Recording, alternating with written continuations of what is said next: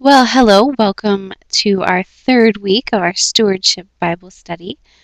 I wanted to begin today by just checking in with you on how things are going, how last week went.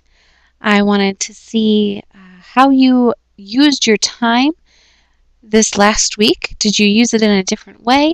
How was that? Or did you even think about it in a different way? Think about how you use your time as a gift of stewardship, as a gift given to you by God. So I'd love to hear if you tried anything different. For me, in my life, I decided to throw out my to-do list for a couple of moments or hours throughout the week and make sure to spend some time with those that I love. It's been such a busy couple of weeks. We've all been on different schedules, and so I made sure to spend some time with my sister. We went to Grand Forks and shopped, and also spent some time with my husband since we hadn't really sat down to dinner together in a couple of evenings. So it was just a great chance for me to really think about how I use my time and how I think God wants me to use my time, which is to build the relationships that I've been blessed with. So I hope that you have similar stories or that you at least thought about your time a little differently. So this week we are looking at our talents. That's our focus for this week. And I think we should jump in with our biblical text for the day. We're reading Mark chapter 6, verses 30 to 44. Once again, it's a longer passage, but it's a familiar passage. I think most of us will have heard this or some variation of this story before. It's the feeding of the 5,000. So I invite you, as you hear this story again, pull it up on your computer or in your Bible, read along with, and maybe underline something that stands out to you. What do you hear in a new way? Or what don't you like? Or what do you like? Or whatever stands out to you. Just think about that as I read through it. So once again, this is Mark chapter 6, verses 30 to 44. The apostles gathered around Jesus and told him all that they had done and taught. He said to them, "Come away to a deserted place all by yourselves and rest a while." For many were coming and going, and they had no leisure even to eat. And they went away in a boat to a deserted place by themselves. Now many saw them going and recognized them, and they hurried there on foot from all the towns and arrived ahead of them. As he went ashore, he saw a great crowd, and he had compassion for them, because they were like sheep without a shepherd. And he began to teach them many things. When it grew late, his disciples came to him and said, "This is a deserted place, and the hour is now very late. Send them away so that they may go into the surrounding country and villages and buy something for themselves to eat." But he answered them, "You give them something to eat." They said to him, "Are we to go and buy 200 denarii worth of bread and give it to them to eat?" And he said to them, "How many loaves have you? Go and see." When they had found out, they said, 5 and 2 fish. Then he ordered them to get all the people to sit down in groups on the green grass. So they sat down in groups of hundreds and of 50s. Taking the 5 loaves and the 2 fish, he looked up to heaven and blessed and broke the loaves and gave them to his disciples to set before the people. And he divided the 2 fish among them all.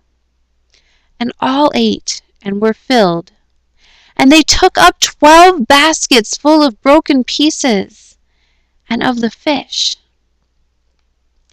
Those who had eaten the loaves numbered 5,000 men. What a story, right? I think it's one we've all heard before, and yet I think there's pieces in it that we don't always recognize or remember were even in there. So, what did you hear in the story that was maybe different or new for you? What captured your attention?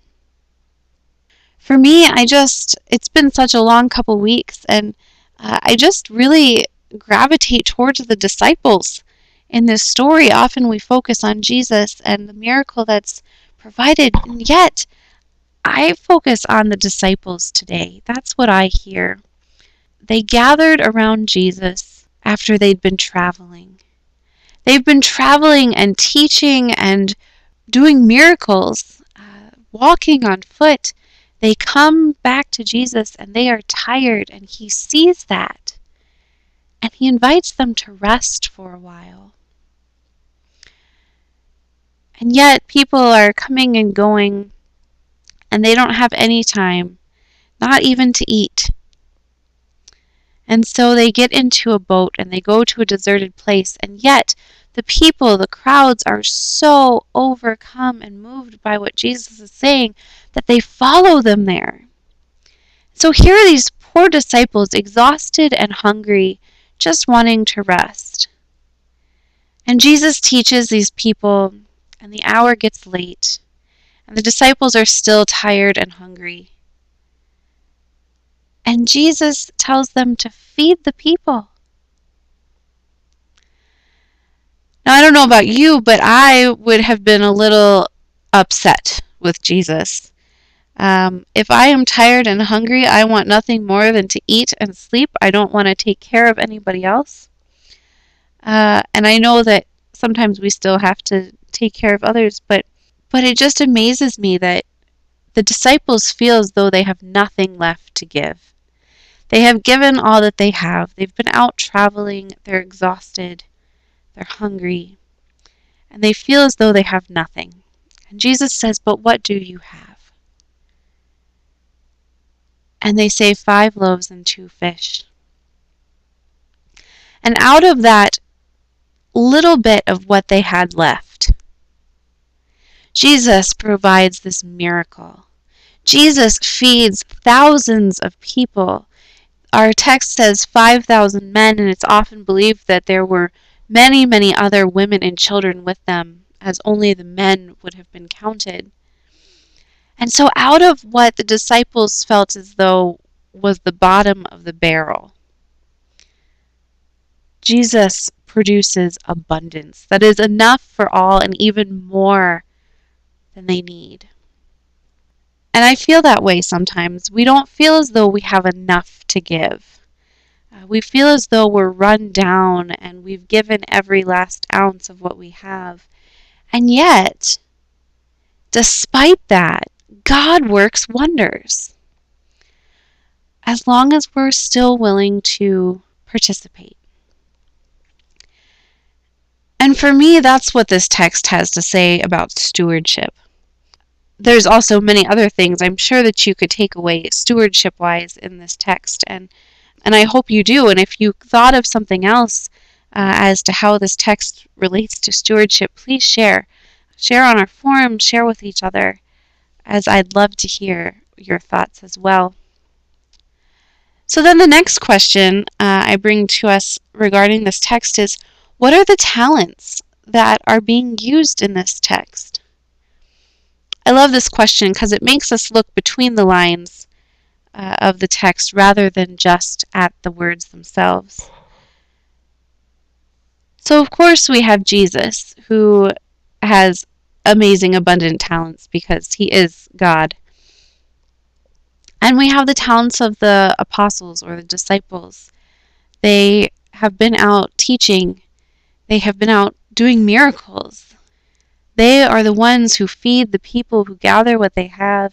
These are all talents, having faith and trust in Jesus. And yet I think that there's many talents in this story that we don't think about. Some of the ones that have been listed in other Bible studies we've had this week have been to think about those who are gathered listening to Jesus. They have this talent to, first of all, trust and come to hear Jesus, despite whatever else is going on in their lives. They have the talent to sit and listen. And maybe what we don't read even more is what happens when the feeding begins. Because if you think about it, those 2 fish that were being passed around to feed these thousands of people were probably not cooked. Maybe they were dried or smoked or something like that, but probably not cooked. And so these people had to, probably some people in the group had to clean the fish. Others maybe had to start fires to cook over. Still others had to cook. Probably some gathered water to drink or wine to drink, whatever it was. And so you see these talents that people have in order to actually be able to eat. The talent of sharing with one another, of not hoarding their own resources. There's a lot of talents in this text that I think we overlook. And I think that is probably pretty standard in our own lives too. So what are the talents in your life? It's a really hard question, but it's our theme for today. We've looked at stewardship in general. We've looked at time as a gift from God. And today we're going to look at talents a little bit. And I think this is maybe one of the harder questions we get asked. It is not easy to see talents in ourselves, to see the things that we're good at and admit them to ourselves and others and not feel like we're bragging. And now this is not to say you're the best at any of these things in the world or even that you could win competitions, but just what have you been gifted with?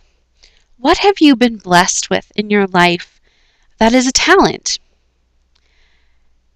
Even for me, this is a hard question. At seminary, they're always asking you to talk about your strengths and your weaknesses, your gifts and your growing edges. It's worded differently depending on who you talk to.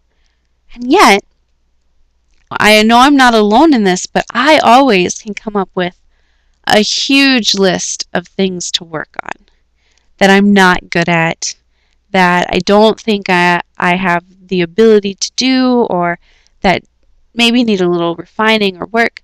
I can come up with pages of those. But it's really hard to come up with even a list of 3 things that are strengths. And I know that that's not true, that I'm much better at more than just 3 things than I think I am. And I think this is something that we all struggle with, is seeing where our talents are, where they lie.